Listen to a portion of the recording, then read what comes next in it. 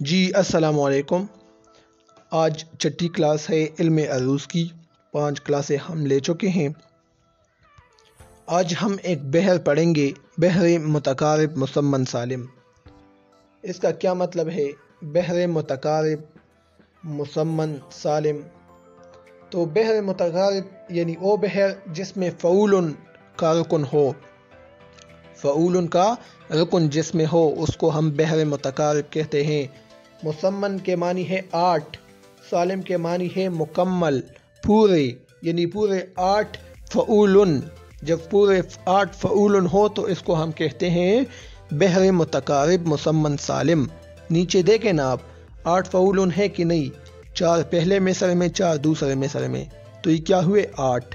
جب کوئی شعر ان 8 ارکان کے مطابق ہو، ان 8 فعول کے مطابق ہو، تو ہم کہیں گے کہ یہ شعر بحر متقارب مسمن سالم میں ہے۔ اب ہم ایک شعر کی تختی کرتے ہیں۔ ہم نے پڑھا ہے سبب، وتد، اصول، ہم نے سب پڑھا ہے، ٹھیک ہے۔ فعول کو ہم نے پڑھا، پھر 2 فعول یعنی فعول کا پڑھا، پھر 4 فعول کو پڑھا۔ آج ہم 8 فعول کو پڑھیں گے، یعنی مکمل بحر متقارب مسمن سالم کو پڑھیں گے۔ اس شعر کی تختی کریں گے، دیکھتے ہیں کہ یہ بحر متقارب میں ہے کہ نہیں۔ تو ستاروں سے آگے جہاں اور بھی ہے، ابھی عشق کے امتحان اور بھی ہے۔ تو یہاں پر دیکھیں، ستاروں کو دیکھیں، نون غنہ تو یہاں سے ختم، کیونکہ ہم نے کہا تھا کہ تختی کے دوران نون غنہ شمار نہیں ہوتا، اس کو ہم گرا دیتے ہیں۔ ستاروں میں دیکھیں، سین تی دونوں متحرک ہے، اور الف کیا ہے؟ یہ ساکن ہے۔ تو جب 2 متحرک ہو اور 1 ساکن ہو تو اس کو ہم کیا کہتے ہیں؟ وتدی مجموع۔ تو یہ دیکھیں، یہ وتدی مجموع ہے۔ اور پھر دیکھیں ری واو، ری متحرک ہے کیونکہ اس کے اوپر پیش ہے، اور واو ساکن ہے، ٹھیک ہے نا۔ واو کیا ہے؟ ساکن ہے۔ تو جب ایک متحرک دوسرا ساکن، تو اس کا مطلب کہ یہ سبب حفیف ہے۔ تو ہم نے کہا تھا کہ فعول کن کا مجموعہ ہے؟ وتد مجموع کا اور سبب حفیف کا۔ تو یہاں پر دیکھیں، ایک سبب حفیف ہے، ایک وتد مجموع، مطلب یہ فعول کے برابر ہے۔ تو ایک فعول ہمارے ساتھ آ گیا۔ سے آگے اب یہ دیکھیں، یہاں پر سے آگے یہاں پر ہم اس یہ کو گرائیں گے، کیونکہ ہماری مرضی ہے، ہم پڑھ چکے ہیں کہ الف چھوٹی یہ اور بڑی یہ ہماری مرضی ہے کہ اس کو شمار کرتے ہیں تختی کے دوران یا گرا دیتے ہیں۔ تو یہاں پر ہم گرا دیتے ہیں کیونکہ وزن پھر پورا نہیں آتا۔ سے آگے دیکھیں، سین اب یہاں پر رہ گیا ہے، سین رہ گیا ہے، لیکن یاد رکھیے یہ سین متحرک ہے۔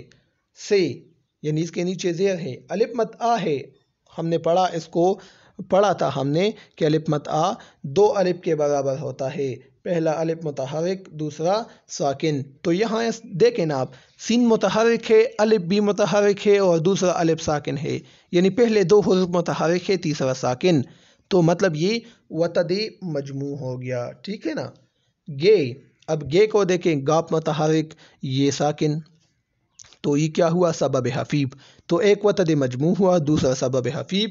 تو اس کا مطلب کہ یہ بھی کیا ہے؟ فعول ہے، ٹھیک ہے نا۔ فعول میں ایک وتد مجموع ہوتا ہے، ایک سبب حفیف۔ سبب حفیف اور وتد مجموع یہ کیا ہے؟ یہ ہم پڑھ چکے ہیں، ٹھیک ہے، آپ اس کو دیکھیں۔ تو دوسرا فعول بھی ہمارے ساتھ آ گیا۔ پھر دیکھیں، جہاں نون غنہ بیچ میں سے ختم، اصول ہے، ٹھیک ہے نا۔ جہاں میں دیکھیں جیم متحرک ہے، خی بھی متحرک ہے، اور الف ساکن ہے، اس کا مطلب یہ کیا ہوا؟ وتد مجموع ہوا، 2 متحرک ہے اور 1 ساکن ہے۔ اور میں دیکھیں، اور کیا ہے؟ الف متحرک ہے، واو ساکن ہے، ری بھی ساکن ہے۔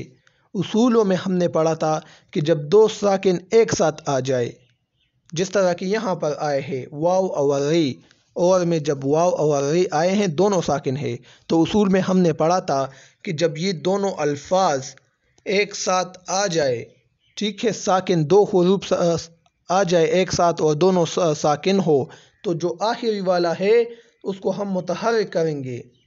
اب یہاں پر ہم کیا کریں گے؟ اس ری کو متحرک کریں گے، ٹھیک ہے۔ اصول سمجھ رہے ہیں نا آپ؟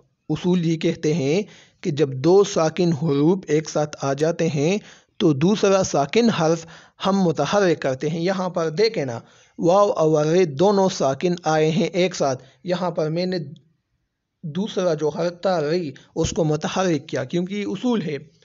تو آپ دیکھیں نا جہاں تو ہم نے پڑھا کہ یہ وتدی مجموع ہے اور میں الف متحرک ہے اور واو ساکن. تو یہ کیا ہوا؟ یہ سبب خفیف. تو ایک وتدی مجموع اور دوسرا سبب خفیف. تو یہ ہمارے ساتھ کیا ہوا؟ ایک اور فعول آ گیا. ٹھیک ہے نا. لیکن دیکھیں تیسرا رکن بھی ہمارے ساتھ بن گیا فعول. پہلے مصرع میں 4 فعول ہوتے ہیں، 3 مکمل ہوئے. اب دیکھیں یہاں پر ہمارے ساتھ ری باقی ہے، ری باقی ہے اور وہ متحرک ہے. دیکھیں نیچے یہاں پر. اب دیکھیں بی میں سے جو دو چشمی ہے اس کو ہم گرائیں گے کیونکہ تختی کے دوران ہم اس کو شمار نہیں کرتے. تو ایک بے رہ گیا اور چھوٹی یہ رہ گئی. دو چشمی ہے کو میں نے بیچ میں سے نکال دیا. بی دیکھیں بی متحرک ہے کیونکہ اس کے نیچے زیر ہے اور یہ چھوٹی یہ ساکن ہے کیونکہ اس پر پیش زبر زیر وغیرہ کچھ بھی نہیں. تو ری بھی متحرک ہے، بی بھی متحرک ہے اور یہ ساکن ہے.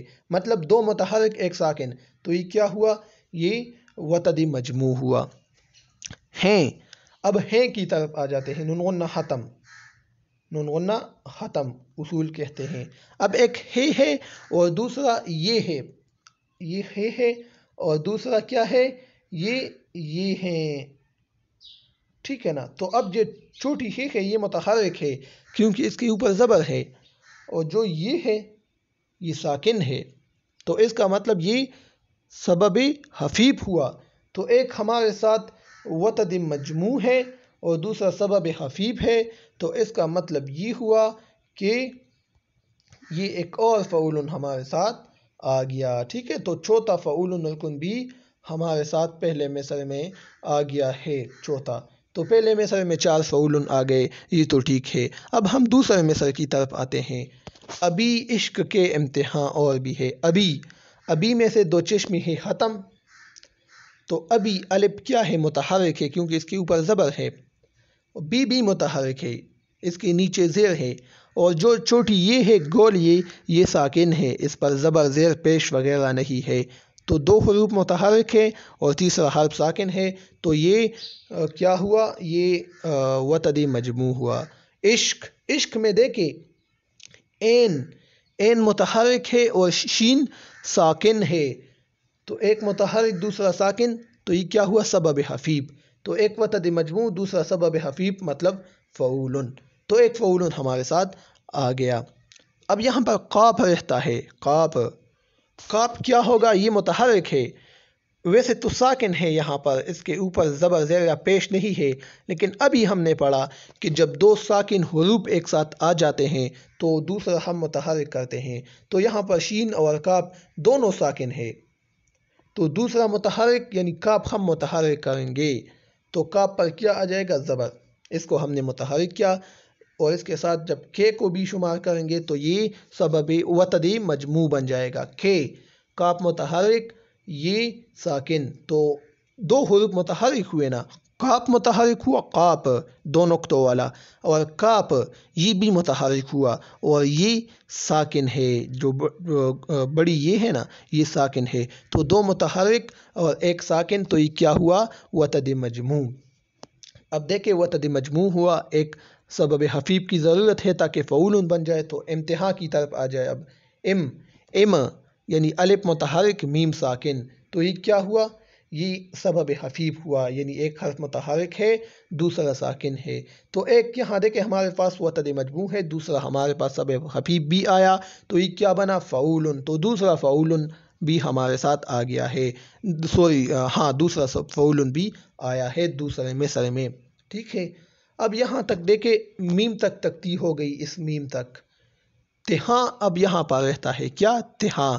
تے ہے الف، نون غنہ تو بیچ میں سے ختم. تے متحرک ہے. دیکھیں تہاں اس کے نیچے زیر ہے کے اوپر زبر ہے اور الف ساکن ہے. تو پہلے 2 حروف متحرک ہوئے تے اور ہے اور الف ساکن ہے. تو اس کا مطلب یہ وتدی مجموع ہے. ٹھیک ہے نا. وتدی مجموع ہے.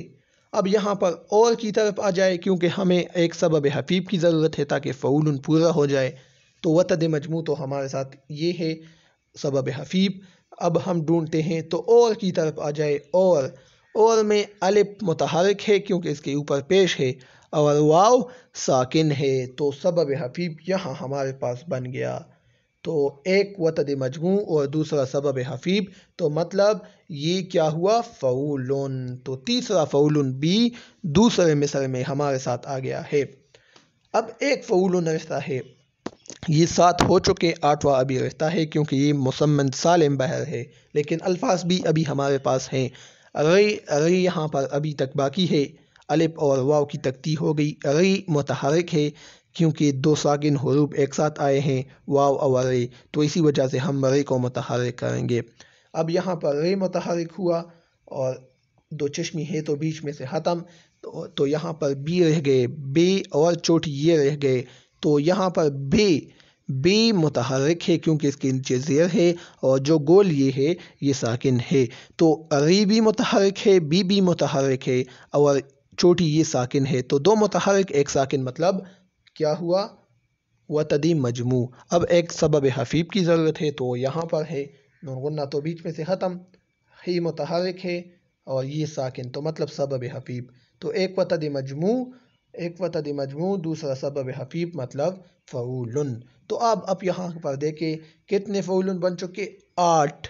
ہم نے پڑھا نا اس سے پہلے، ہم نے پڑھا کہ اس میں 8 فعولن ہوتے ہیں۔ دیکھیں یہاں پر پہلے میں 4 فعولن، دوسرے میں 4 فعولن، یہاں پر بھی ہمارے ساتھ 4 فعولن آ گئے پہلے مصرع میں اور 4 فعولن آ گئے دوسرے مصرع میں، تو مطلب یہ جو شعر ہے، ستاروں سے آگے جہاں اور بھی ہے، ابھی عشق کے امتحان اور بھی ہے، تو یہ کیا ہوا؟ یہ بحر متقارب مسمن سالم میں ہیں کیونکہ ہم نے تکتی کر دی، ہم نے ثبوت یہاں پر دے دیا ہے، ٹھیک ہے نا؟ تو یہ آج کی ویڈیو تھی، انشاءاللہ پھر نیکسٹ ویڈیو میں کسی اور بحر کو سامنے لائیں گے، تو ابھی مجھے اجازت دیجیے، اللہ حافظ۔